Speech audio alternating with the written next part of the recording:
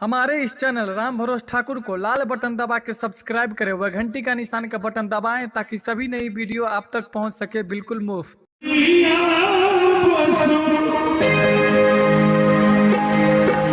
श्री नेताजी बताए कि भगवान श्री राम की जब मंदिर पर विराजमान थे, मिथिलानियों ने उनको कहना शुरू कर दिया कि ही यार बसो